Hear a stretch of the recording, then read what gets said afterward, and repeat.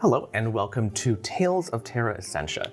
This is an ongoing series that started back in 2018 when I was actually first introduced to Dungeons & Dragons 5th edition, or actually just tabletop games in general. And it began with my desire to create something for myself. So I actually DM all of these games and have been basically a forever DM for the most part, ongoing since 2018. So I've been doing this basically every other week, sometimes weekly, and an occasional, long stretch, when people are sick or out, whatever. But pretty much consistently since 2018, and it's been just an absolute delight. So the first one on the list here is Heroes and Hot Dogs. This is the first one that I ever made, back when I was just barely learning how D&D or any tabletop game worked. And this is a game about amnesiacs escaping from hell on a mission to destroy a group of dark crystals that are popping up in the world that are corrupting various leaders and whatnot, and making them basically turn evil. And so they have to escape hell, and they have to go out into the world and travel across the land and seek out evidence of these dark crystals and then purify them and then continue on to the next one. This campaign ends actually going directly into Omega Core, because we take one or two of the players from Heroes and Hot Dogs and they get brought into the Omega Core agency. So Omega Core, the second one here, is about a group of adventurers that are taken out of time to stop an apocalyptic time loop. So basically, the timeline keeps resetting because of the different apocalypses, and the goal of Omega Core is to get the timeline to be able to continue on without continually hitting all of these apocalypses that destroy the world. So that actually happens concurrently with Horsemen of the Multiverse. I actually ran these two campaigns at the same time. They are both groups of 5 players. I was running these basically week after week. So, week 1 would be Omega Core, week 2 would be Horsemen, and then go back and forth. So every Saturday, I would be DMing a game. Horsemen of the Multiverse is all about a group of mercenaries that make portal runs for an audience's entertainment, right? These are thrill seekers, treasure seekers, and they go to different dimensions through this portal in this tavern, through which they then go through a series of challenges and monster fights and come back with the extra shiny loot, essentially. And this one does take a twist at the end where they get roped into being representatives for a deity, as do the Omega Core agents as well. So that brings us directly into F3, because those go directly into that. F3 is Fight for the Future. This is a campaign that is a crossover event that is a versus battle that is about the champions of the gods. So this is a 5 versus 5 campaign event, and this has 10 players in it, which, as you might imagine, was very difficult to figure out how to coordinate schedules.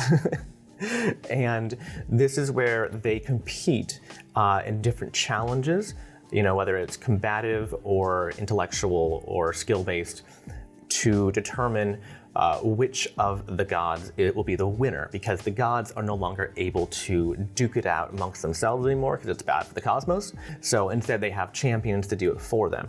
At the end of this, without getting spoilers here, it culminates in a massive change to the cosmos. And this also means that the system itself changes, right? 5th edition up until this point, at the end of F3, we actually change to a different system because of how much things have changed at the end of F3. And that brings us into Riff Runners, the most recent game.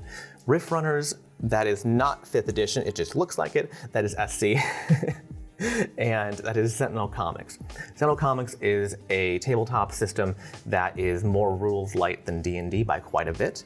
It is a non-map using system. There aren't even level ups or anything. It's a very interesting system that revolves around creating superhero-like characters, basically, right? We're not using it in terms of the Silver Age of Comics superhero genre that Sentinel Comics is built for at all. We are actually using it for what I have been calling a dust punk adventure, which dust being the remnants of magic that are left over that have infused the water, that have then evolved the populace in order to become these new awakened superpowered individuals, essentially, that is unique to each of the different lands they're from. And also a pirate adventure, which is a treasure hunt. So it is a group of pirates and outlaws coming together to search for a big treasure, which in this case is the Seraph's Gift, which is essentially a genie wish where you get to have your one big dream get to come true, essentially, if you find the Seraph's Gift. It's also a musical campaign a little bit, just a kind of. And what I mean by that is that neither myself nor my players have any musical talent, so we're not singing necessarily. However, I have heavily incorporated music into this campaign because it's a core tenet about the system and about the world itself. The pirate ships that are spaceships are powered by music, and the Seraph's Gift is given a roadmap or treasure map that is via song.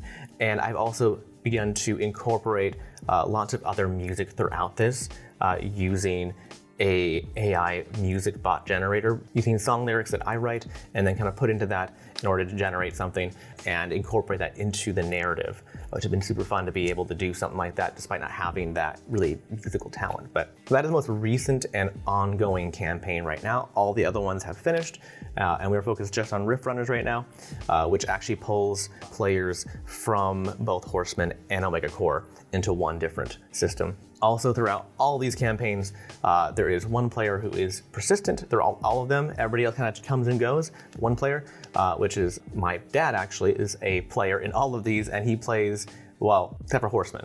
He doesn't actually play Horseman because he's on the other side.